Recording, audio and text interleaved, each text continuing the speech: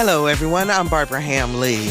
Today on Another View, we've got advice for parents on how to raise children who will excel in school and in life. Research has shown that parental influence and involvement go a long way towards ensuring a successful academic career for students. Our favorite parent educator and relationship coach, Alvean Lyons, is here with tips you can use today to help your kid become a successful student.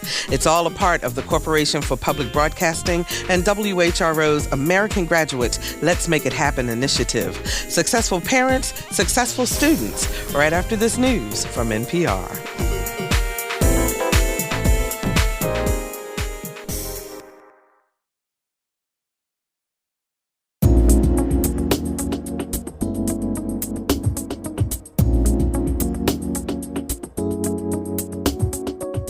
Discussing the issues and celebrating the successes of the African American community. This is Another View.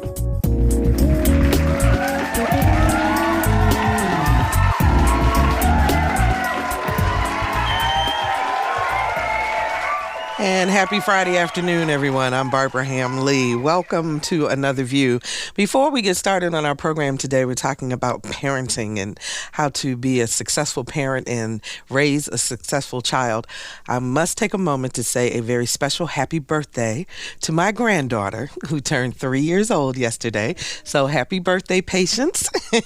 And she really enjoyed her day, which is just fabulous. And also want to say a very special happy birthday to Monica Edwards. She is the owner of Moorhead Manor Bed and Breakfast down in Durham, North Carolina. She's been a guest on Another View and a very dear friend of mine. And so she's celebrating a milestone birthday. Just want to say happy birthday. It's always good when we can celebrate good things that happen to people. So WHRO and WHRV has embarked on a multi-year nationwide Corporation for Public Broadcasting initiative to improve on-time graduation rates and lower dropout rates. The initiative is called American Graduate, Let's Make It Happen. And each month on Another View, we take an in-depth look at issues critical to the academic success of our children. Today, we are happy to have back in our studio parent educator and relationship coach, Alvean Lyons. Alvean is the author of the brand new audiobook, Growing Against Gravity for Parents. It's the first in the Growing Against Gravity series to help us strengthen our relationships. Alvean believes every child has the potential to be a successful student, and she's here with some tips for parents on how to help your child succeed. Hi, Alvean. How are you? I'm doing great. It is always so good to have you on Another View. We appreciate this. And growing against gravity, what does that mean? Well, the fact is that every one of us grew up in a situation where we were working against something towards what it is we wanted to accomplish, whether it was based on gender, whether it was based on socioeconomics, whether it was based on opportunity or lack thereof, whatever it is, there's always a level of gravity and negativity, a counter propelling force, so to speak, that we're all working against. And because of that, I thought, what would be a very simple and universal term that we could use that most people can relate to? And gravity is just that. Every one of us experience it. We experience it at the same amount, but we experience it differently, so to speak. So it's the same number, but what it means for each of us is something slightly different. So the gravity that we're talking about in particular is just the overarching umbrella of negativity, whatever that negativity may be relative to our child's success. And so this particular book, your first one in the series that will be coming out, focuses on parenting. And we all know that we as parents are the foundation, and our parents were our foundation for how we succeed in life, how we deal with life, how we navigate life, and that includes our schooling, our education. Absolutely. And we refer to it in the audiobook as the C, your social, emotional, and academic success. We're all navigating those. For every parent, we're trying to equip our kids to be able to navigate those three areas in particular. And socially is everything from what happens at school to what's going on at home to what's going on in the neighborhood. I mean, it's truly all-encompassing at the social level. Emotionally, we want to make sure that our kids are equipped on the inside, that they're not just a great student who quietly is dying on the inside. And then we have those horror stories of, honor roll students who, God forbid, have committed suicide or are really struggling with depression or really feeling some social isolations, those kinds of things that are all happening that we're not seeing. We want to make sure that our kids are healthy both inside and outside. And then academically, obviously, we see the reports of those, that they're succeeding in their academic requirements. So we use it as a C because we can relate to what that feels like. Absolutely. SEA. Social, emotional, and academic success. I like that. I want to put the phone numbers out early in case you have questions for Alvean on how to be a successful parent and raising a successful student. 440-2665 or 1-800-940-2240. 440-2665 or 1-800-940-2240. So you talk about in Growing Against Gravity for Parents that first you need to understand your parenting style. And you relate it to food. Which I just thought was so very interesting. And you talk about breakfast, lunch, dinner, snacks, and dessert. Because we're Americans and dessert is a meal.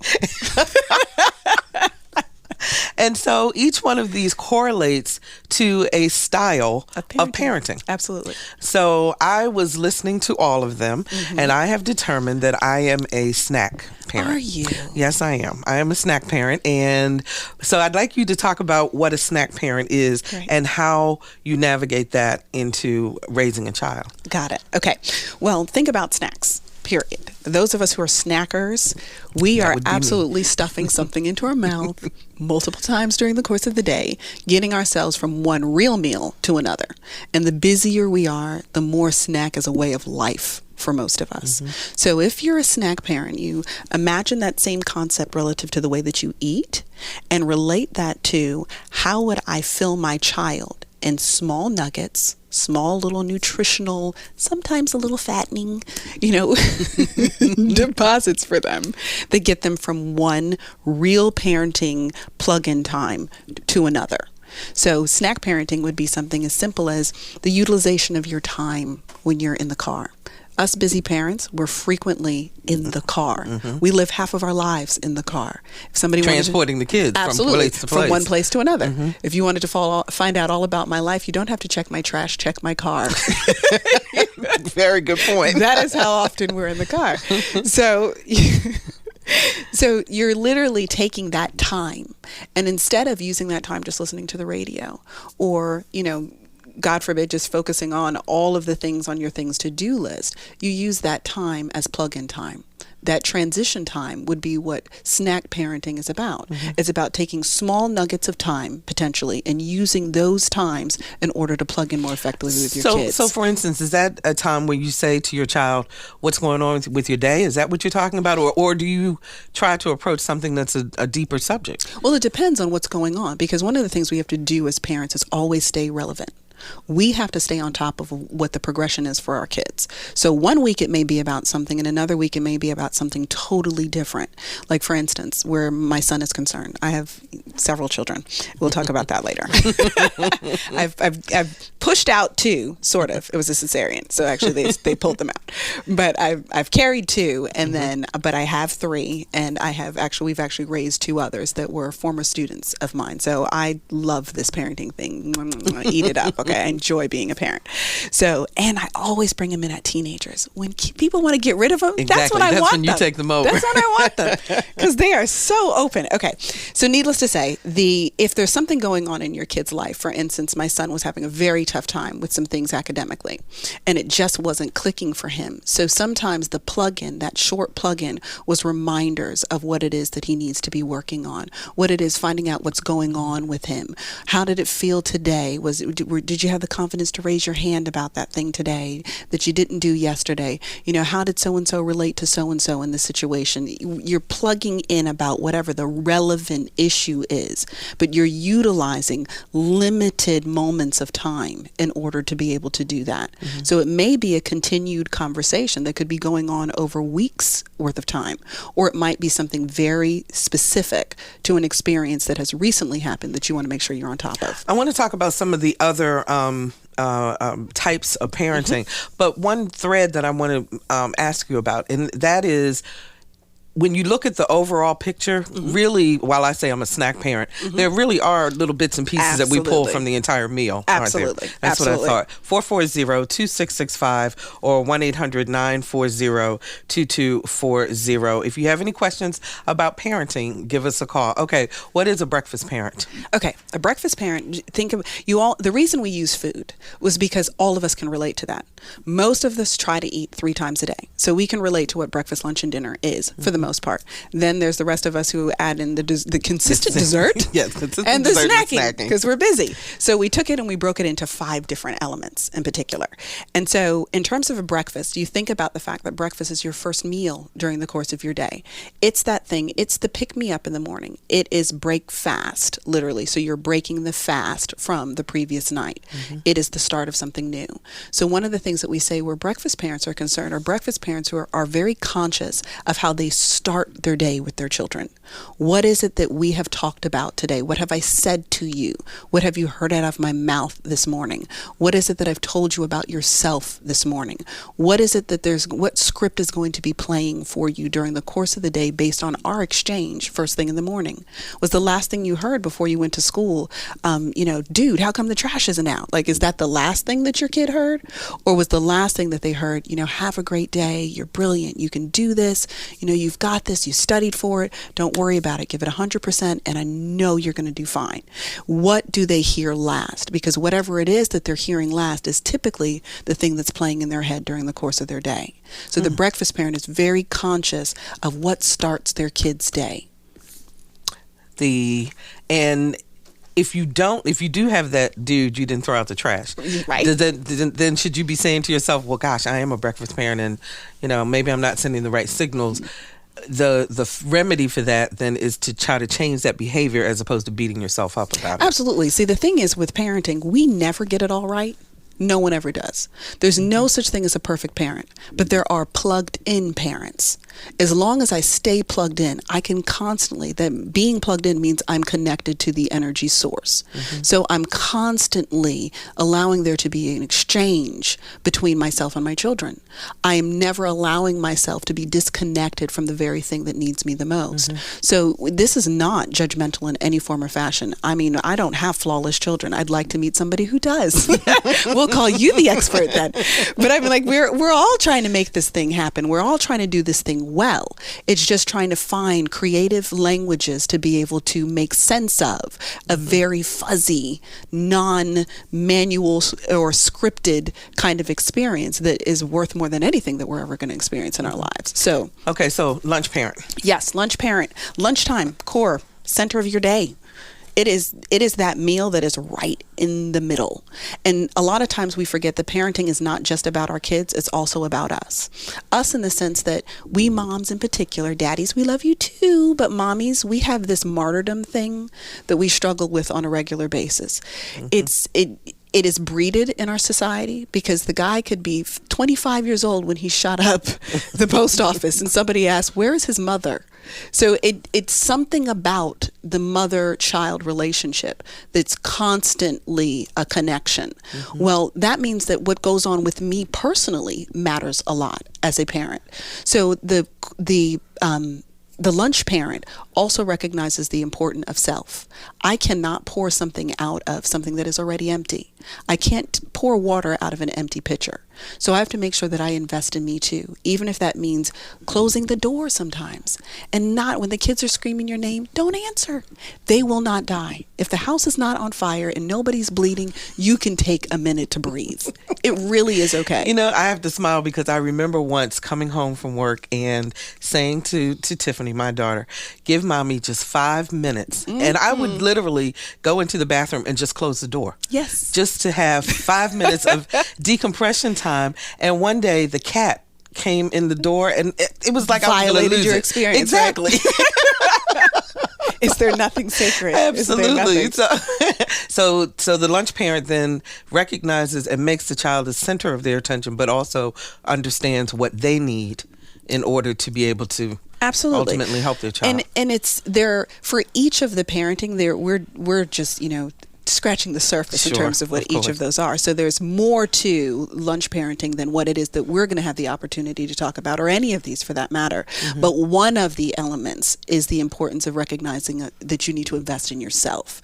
It is not selfish to invest in oneself, because your motivation as a parent for investing in yourself is to ensure that I have something to give you when you need it. I cannot allow there to be constant withdrawals and I have made no deposits. Eventually, I overdraw my own parenting account. So now I'm snapping at you and I'm short with you. And it's really not because of you. It's because I haven't taken time to invest in me enough to have the wherewithal to meet your need. Dinner. We love dinner, don't we? Dinner is a great, there's a lot of research actually that is connected to dinner time. People who sit down with, and I'm sure some of you guys have seen the commercials that, you sit down and have family together. Exactly. Right, yeah. And there's connection between whether or not children participate in gangs and early sexual activity and, all kinds of risky or high risk behaviors as a result of whether or not you sit down at dinner together. And it's not that dinner itself is magical. What it is that the plugging in makes a child very cognizant of the fact that they belong to a team. Dinner time is a great time to remind your child that he or she is not a free agent. You are connected to something here. So you are not available to whatever the social force is out there that wants you to be participating in behaviors inconsistent with our family values. Because we take the time to do that huddle that says that you are part of this team. You represent this team, and this team cares about you. You matter if you're missing. What you have to say matters here. You are visible in this space, so you're not searching to be visible someplace else. And I can hear parents out there all going, we don't have time. The kids got soccer. They've got this. They've got that. How do we make time? You're not talking about as it used to be done in the 50s, so they say, where every single day you sit down to dinner together. But you're talking about kind of making that a consistency within. Of plugging in. And quite frankly, especially because we're in a very high military area, there is a lot of families that do not have the same traditional hours that we had back in the day, quote unquote. So it does not really matter that it is dinner time sometime between 5 and 8 p.m. The point of the research is that in getting together at any point that is exclusively, it could be your breakfast, but and have the same effect that it has in another family at dinner time. So it's really not, and that's why I say it's not, dinner itself is not magical in terms of the time of day. It's what happens when we all come together, which is why I call it the huddle. When we all come together and remember that we're part of the same team. So that in that sense, it could be the middle of your day during the summertime. If you happen to be a stay-at-home mom, it could be breakfast time for you. It's not literally about time. It's about the connection. And desserts. We love desserts. Desserts are about the fact that we are a profoundly negative society, unfortunately. And we hear a lot of the negative on a regular basis. So sometimes we need to get some affirmations, some positivity, something a little sweet. And that's why we connect it to desserts. Just the reminder that I'm beautiful, I'm capable, I'm worth being friends with, whatever it may be. It's just the positivity that comes with that sweet sensation. Your kids need to be complimented by somebody other than those outside of your home. They need to get their best compliments from you. So if you're raising a daughter, as I am raising 2 teenage girls right now, they need to hear from their dad that they're beautiful, so that the first little boy that tells them that they're beautiful is not, we're following Jimmy to the end of the earth. That's not the goal here. We want them to be able to respond, thank you. I hear it all the time from my dad. Absolutely. Set the standard. Absolutely. What is expected? But you cannot have that happen if your kids aren't actually getting it from another source. The nature of human beings is to move in the direction of the thing that feels most satiating, what feels good. But if what feels good is at home, then there's no need for me to follow what it is that my peers are doing. So we're going to talk about some of the specific tips that all parents, no matter what your style is, in just a moment. But we've got some phone calls. Let's talk to Sarah in Newport News. Hi, Sarah. You're on the air. Thank you so much for taking my call. You're welcome. Alvy, I am a huge fan, and I have your CD, and I think I'm on the 3rd time listening to it. And every time I listen to it, I hear something new. Hi, Sarah. Hi.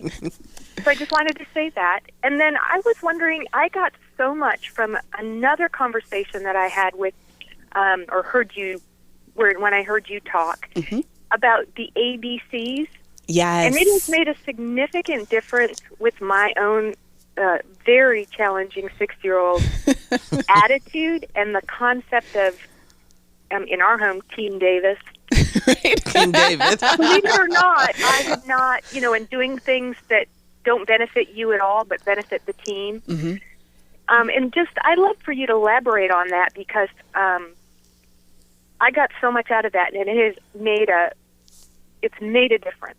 Well, I appreciate that so much, Sarah, and I will definitely share. Thank you for that. Thank you very much. So the ABC strategy. She's talking about the ABCs to parenting, and what we had during the summertime. It's very easy to fall out of any kind of traditional schedule, and depending upon what kind of kids you are, where the kind of kids you have, I should say, it may be a very structured household. You may not be a very structured household. We were not as structured as we needed to be, given the grades that my kids were going into. So I really began to ponder, what simple things can I lay out in parenting? The most effective parentings are things that are simple and easy to remember, which is why we used food in the book. But what Sarah's referring to is a talk that I was doing on the ABCs of parenting.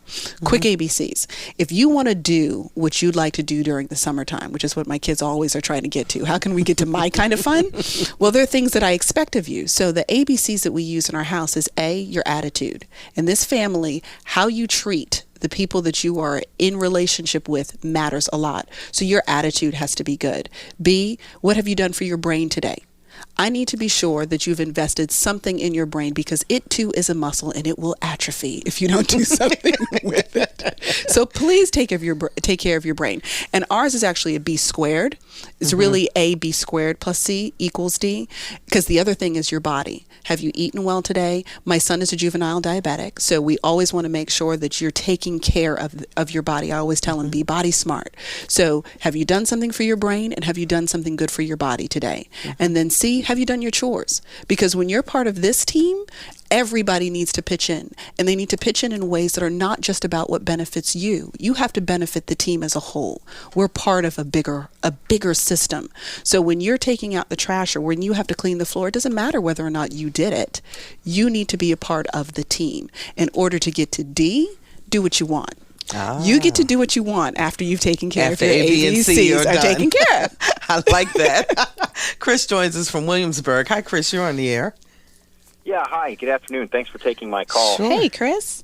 I currently have a 4-year-old son at home and a set of twins. They're 2-year-old, and we also have one more baby on the way due in November. Wow, Chris. So my wife, bless her heart, is working hard at home while I'm going to school full time, and so we've got a busy household. And my question is, how important it is for parents today to stay relevant on parenting issues and new techniques when, we view the household that we grew up in as, fairly successful. We appreciate the values that our parents instilled in us, and we're essentially raising our children the way our parents raised us, but we realize a lot of things have changed and there's some new techniques to learn. So how important is it to stay up and if we ever get time to read an actual book, to try to read a book and study up on new techniques for parenting? Well, the good thing, Chris, is that Growing Against Gravity is It's an actually a CD. audiobook. It's an audiobook. We so thought you can about listen the to busy it. parent first, because I am that parent. I can read a billion books if you put it on audio.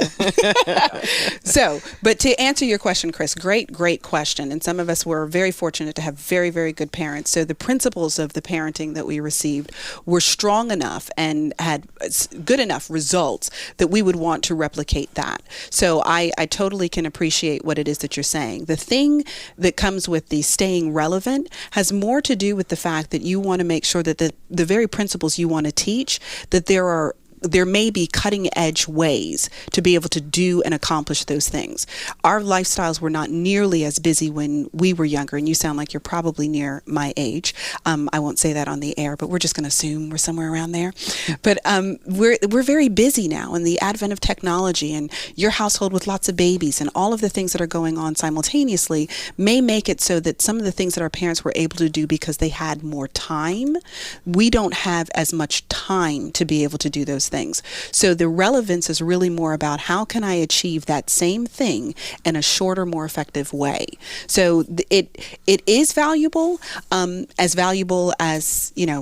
one can possibly make it, but you have to find a way to be able to do it so that it fits for you. So if he's comfortable, if he and his wife are comfortable with the way that they're raising their children, then that should be okay with them, right? Oh, absolutely. Absolutely. Because our parents did a lot of good stuff. It's just that it doesn't look the same for us because of the demands on our lives. Things have shifted so much that we don't get the opportunity to do it the same way our mom and dads got to do it. So what we're searching for more in this millennium parenting, so to speak, is how do I make those things that I want to happen that I learned from my parents fit into the way that the world looks now? And how do I make sure that some of those things that I need my kids to learn, that those things can fit into the way that they're experiencing their social world also. Chris's kids are little, so it's a little bit different right now because they have mom full time. But as he prepares for them to go out and there's less contact with mom, how do I make those things happen? So that they still follow those same values Absolutely. outside of the home. If you're just joining us, we're talking with parent educator and relationship coach Alvean Lyons, author of Growing Against Gravity for Parents. 440-2665 or 1-800-940-2240. What questions do you have about making sure that your children are okay, if they're in school now or prior to them going to school, so that they can be successful in school? 440-2665 or 1-800-940-2240. You talk about something called the 3 Ps, and it happens, I believe, with the dinner parent style. Can you talk a little bit about that? Sure. It's part of the quick plug-in process. The 3 Ps are pit, peak, and punch. One of the things that I love the little quick things. You heard Sarah talking about the ABCs. It makes it easier to remember. It really does. Remember. I mean, we have so much. We're inundated with information. It needs to be able to connect to our world. Breakfast, lunch, dinner, snacks, and desserts. We can connect to that. ABCs. We can connect to that. 3 Ps. This is what the pit, peak, punch. This is what it is. When we sit down at the dinner table, we go around our table and we ask each of our family members, adults as well as the kids, because that's another thing. The most effective parenting is parenting that's modeled. When kids can see that it matters for you and you have to participate in this also, you have to live by the same things that you're expecting of me. It may look a little different because you're an adult, but it's the same principle being modeled. It's amazing how much respect your kids have for you because there's no hypocrisy going on in a home. And there's incredible loyalty, particularly when your kids start to get to teenage years. There's enormous loyalty that's created when they don't see you as a hypocrite. They've watched too many adults say one thing and do something different. So living your values before your kids is one of the most effective things you could possibly do as a parent. So we have to do the same things we ask our kids to do. So the pit, peak, punch, we go through the whole table and everybody says, what was the pit of their day? That's the thing that they liked the least that happened during the course of their day. The most negative thing or the most unimpressive experience they had during their day. The peak of their day is the thing they enjoyed the most. What did you really love about today? And then the punch is what we call the juice or the gossip. Now, some people don't like the term gossip, so don't call it gossip if you don't like that, okay? It is staying in the know. And when you have kids who are my kids' age, where you're in junior high school and high school at this point now, you want to know what's going on in their social worlds. It's on some level even more important than what's going on in their academic world. And I'm not saying that academics aren't important, so please don't hear that. What I am saying, though, is the social pressures can totally debunk what's going on academically. You could have a brilliant kid, but they're socially off track. You don't even get a chance to appreciate how much they're capable of academically. So I want to know if Bobby's smoking weed. I want to know that because guess whose party you will not be going to. But if I don't know that, I'm not even thinking about how I might need to be more accountable as a parent, how I may need to check in with you. If, Jane and Sue and Keisha and Sean are all dating and fighting all the time and there's all kinds of issues, you won't even know what's going on with your kids until you ask them about things that may have nothing to do with them. A lot of times we only want to know what applies directly to our kid. If it doesn't affect my kid, I don't care. But the fact is, everything affects your kid on some level. It's establishing social norms. It is influencing values. Everything is based on what you see. When we look at what's going on with reality television, the advent of violence with girls has increased greatly. Why? Because so many of the reality television depictions show women being violent one with another, and it's socially acceptable. Well, when you look at something often enough, frequently enough, it becomes normal. You start to believe it, yeah. It becomes normal. So you want to know what's normal in their social world also. What's going on with their peers. You be the parent in the know so that the other parents are calling you trying to find out what's going on as opposed to you having to call someone else. So if you do peek, punch, and your teenager, as they can sometimes do, says, I don't want to participate. I don't want to do this. See, and it's okay. You sit there today. Sit there today. And then you sit there tomorrow. And you sit there next week. And you sit there next month. You can't quit. It's all a timing thing with kids. If I know that you will not be moved, eventually I will have to move. But the problem is very often as parents, we move in the direction of our kids. Kids need to respect and know that you have planted your feet in that cement and you are not moving on their issue, on that particular issue. They are going to push you and they are going to push you and they're going to push you because they're trying to determine where are the boundaries. But when you are serious about something, you cannot take your feet out of that cement. It's not optional. There's some things that just cannot be negotiated. And if you're serious about something in your household, don't let it be a negotiable item. Do it every single day. Do it as often as you possibly can, but do not change what you are doing because your kids need to respect what comes out of your mouth in order to follow what you say. You know, it leads to another question because I hear a lot of parents, and particularly parents of teenagers and so forth, where they feel like they've lost control. And I remember a favorite phrase my dad used to say to me when I was raising Tiffany was, "Who's the parent?" Exactly.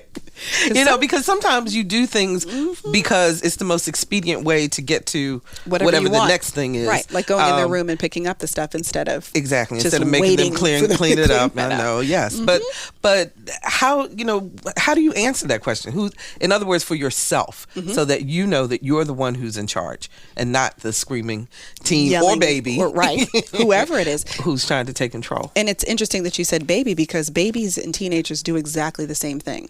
They just do it differently.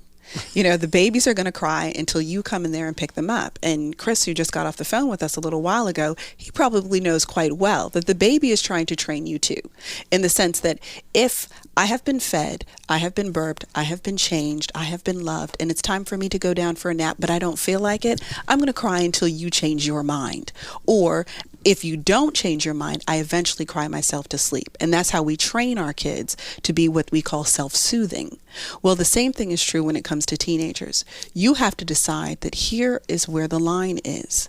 I am not going to allow this. I am going to allow this. If I said it's 9 o'clock, it's not 9:30. It's 9 o'clock. If I said that these ABCs have to be done until we get to D, well, the fact is I have already established that. So when you come to ask me about D, what you want to do, I just simply say to you, how are we doing on the ABCs?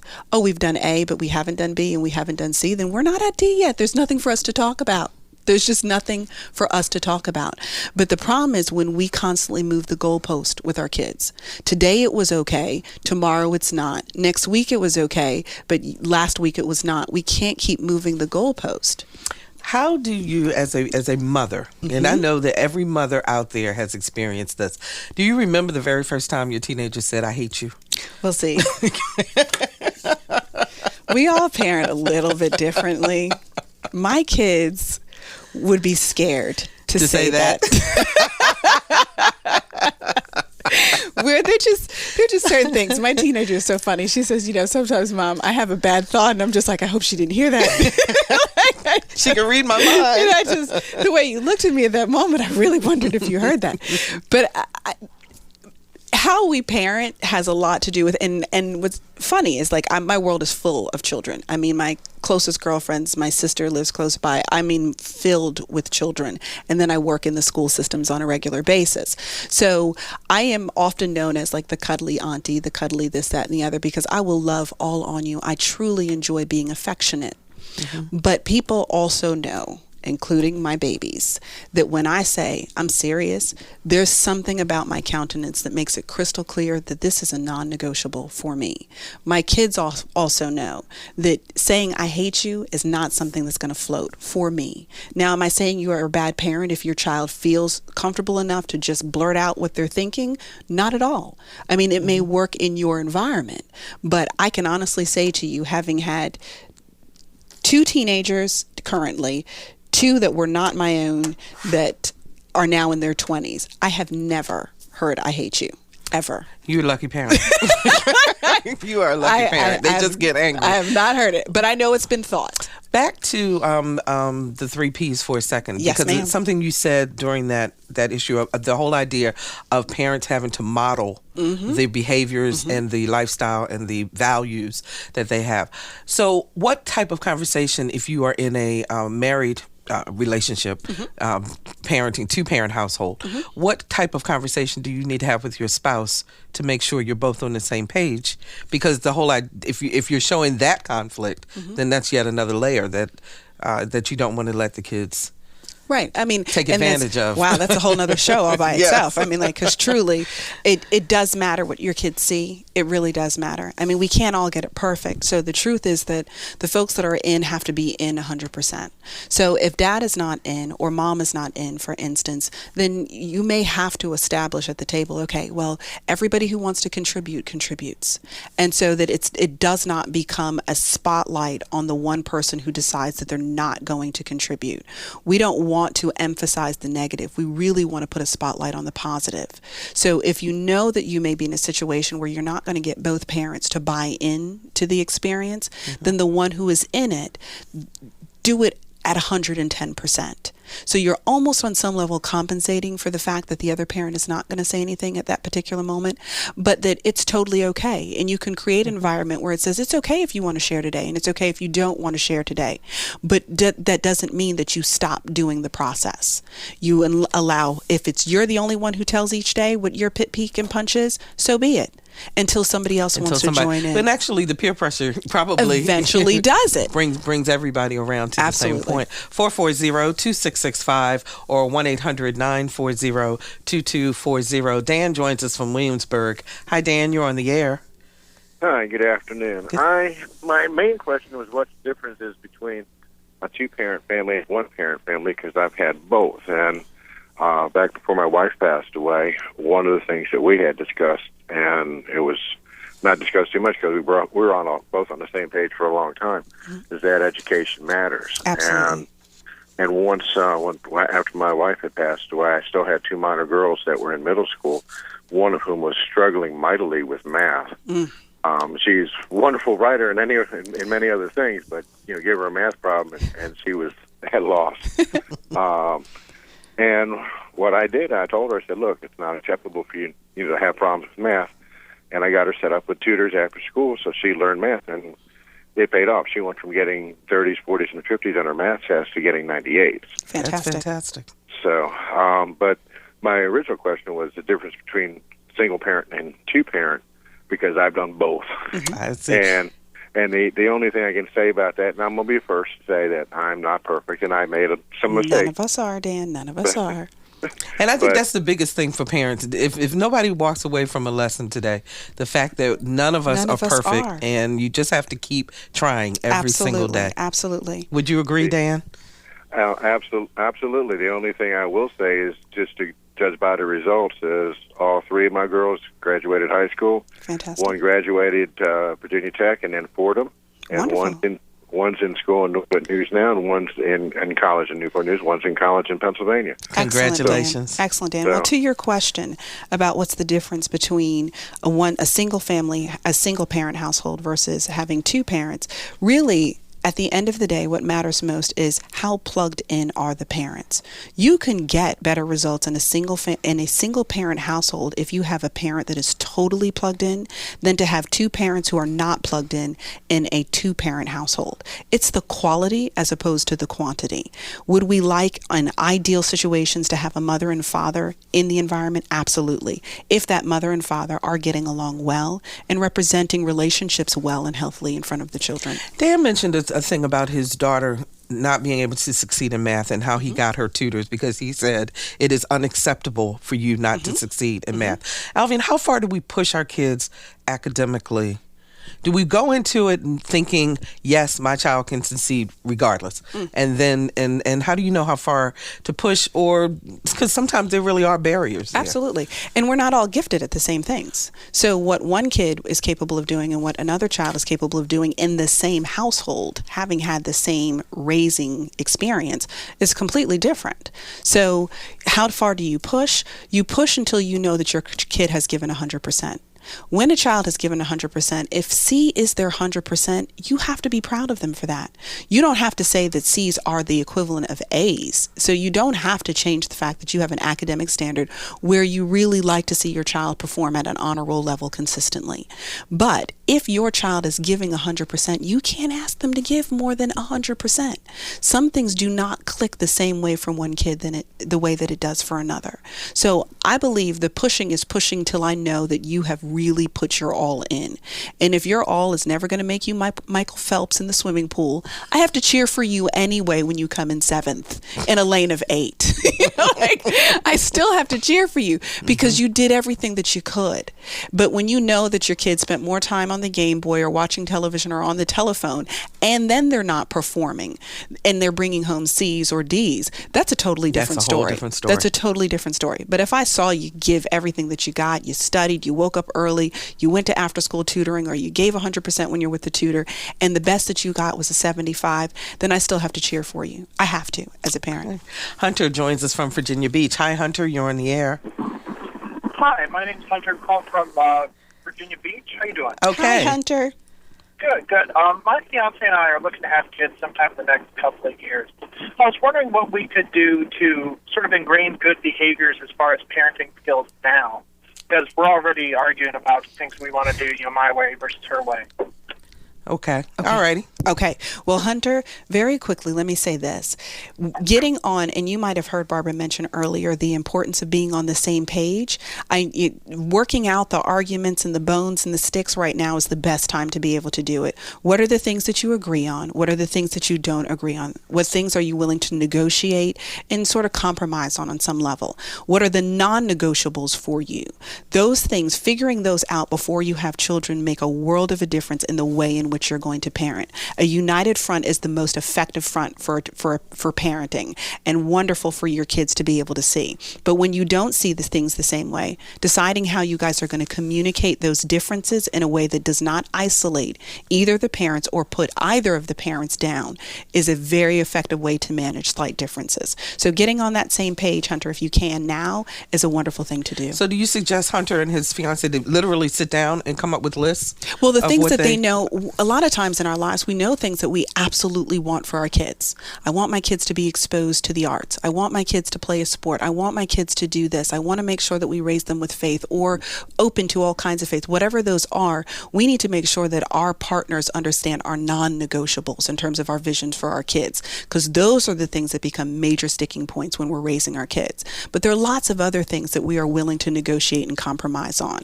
And for those items in particular, you can find flexible ways of making sure that your kids get some of those things that you want and that your partner wants. But you need to make sure that your non-negotiables are established up front, because those will be major sticking points after you have children. Now, I know this is unfair because we got about 2 minutes left, but I have got to get this question in. Sure. You talk about in the book that it is okay and actually necessary for a parent to say, I'm sorry. Absolutely. If they did something wrong. Absolutely. Because what happens with kids is they know you messed up. They know that you did, and they recognize that you don't care enough from their perspective when you don't say, I'm sorry. You don't care enough about my feelings to address the fact that you made a mistake, and it breeds resentment over time. There's nothing worse when somebody hurts you. They know that they hurt you, and they won't even apologize for it. Kids have that same feeling quite often. It's okay if you're not sorry for what it was that you said, but perhaps how you said it. Make sure that your kids know that your desire is never to hurt them in a decision that you're making.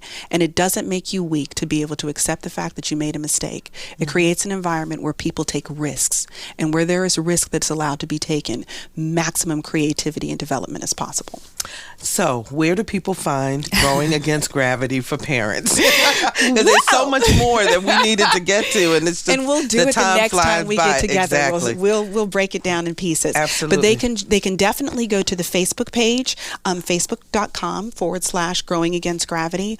All of the information, ways you can get it, whether you want to stream it, whether you want to buy the audiobook directly, whether you just want to stay in conversation with us, you can. We just put up the Facebook page specifically to create a whole big parent community. So they're absolutely welcome to go there. Okay, and they can always email if they need to. On Facebook, Growing Against Gravity. Absolutely. Okay, there it is. Alvean, thank you so much. It's been fantastic. It is always so good to talk with you, and we will definitely have you back soon so that we can continue to talk about some of the other parenting points that we want to bring forth. So thank you again. The book is called Growing Against Gravity by Alvean Lyons, and we will be right back.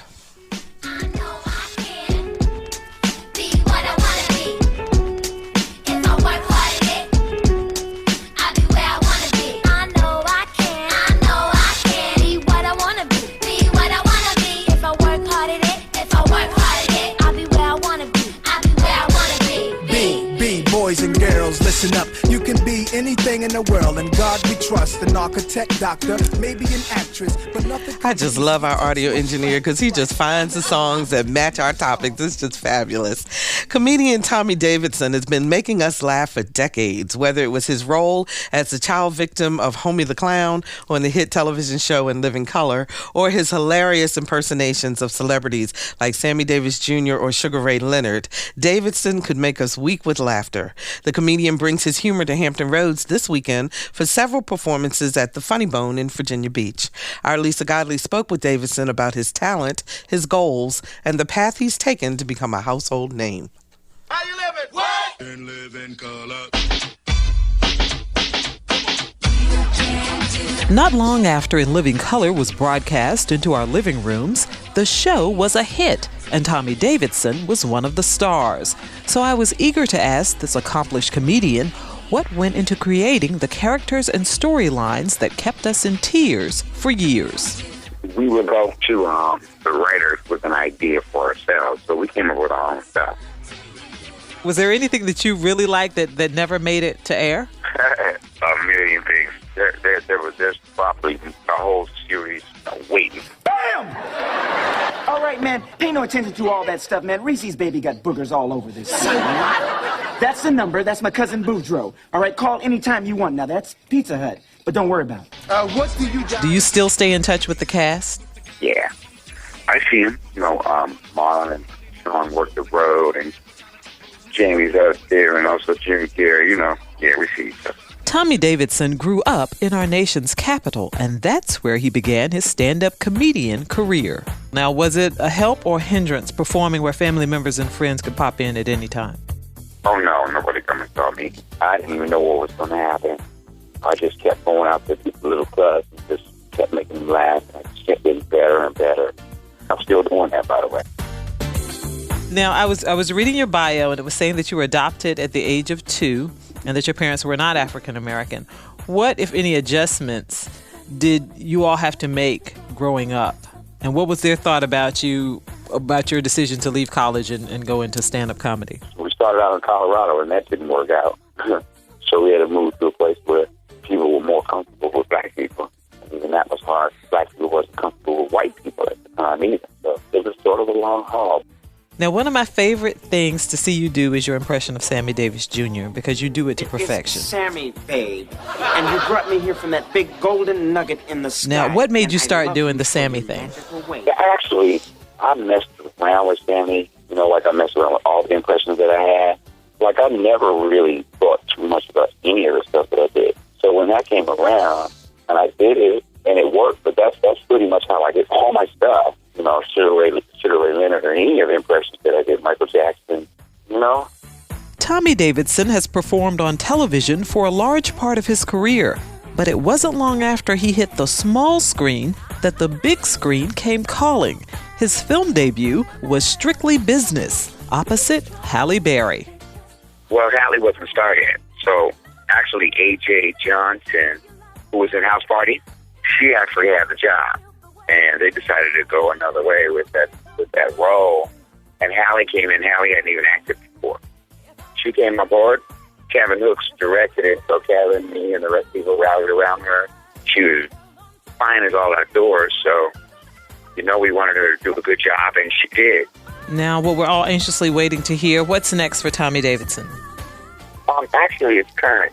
I have Black Dynamite on the air, which is the top cartoon on Adult Swim now. Put on my own TV series and also my own stand-up special, of course. And more movies to come in the future. So, For Another View, I'm Lisa Godley.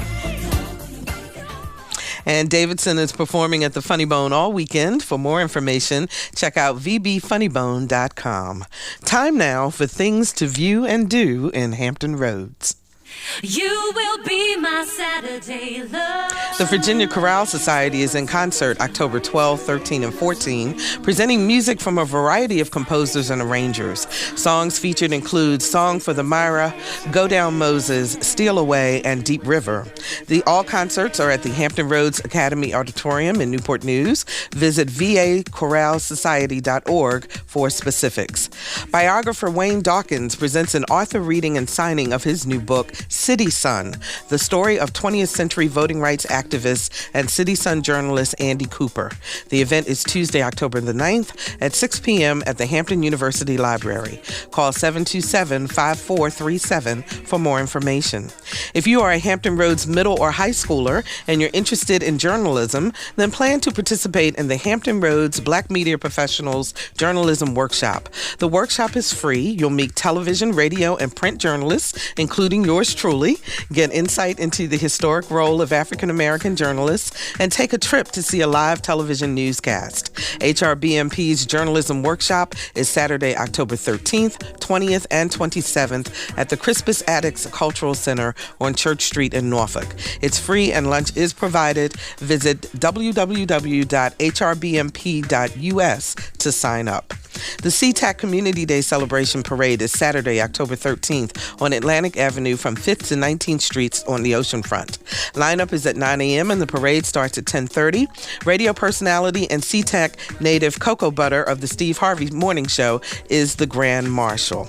And finally, the SeaTac Community Civic League is hosting the 2012 SeaTac Community City Council Candidate Forum on Tuesday, October 16th from 6:30 until 9 at the Mount Olive Baptist Church, Birdneck Road in Virginia Beach. Candidates running for office in Virginia Beach will answer questions from a citizens panel and the audience. Call 638-8722 to find out more. These and other events are on our website, anotherviewradio.org. And while you're there, please sign up for our eView newsletter, a once-a-week reminder of upcoming programs. And if you enjoyed today's program, tell a friend. You can listen to it again on or any other Another View program by downloading our podcast. And here's how you do that. You go to WHRV.org, and then you click on the listen icon, and then on podcast, and just look for Another View. We have all of our shows there. I know there's a lot of great information that you need that you may want to check out again, particularly with today's show on our parenting tips. And next week, we're going to be talking about how you can ensure that you can actually vote on November the 6th. There have been some changes to the voter ID laws here in Virginia, as well as some other states, and we want to make sure that all of you all are registered, that you can get out, and that you can vote. So please be sure to tune in next week. So for producer Lisa Godley, audio engineer Perry Smith, Crystal Romney, who's a fabulous intern of ours who answered the phones, I'm Barbara Ham Lee. Everybody, please have a fabulous weekend, and let's get together again next Friday at noon for Another View.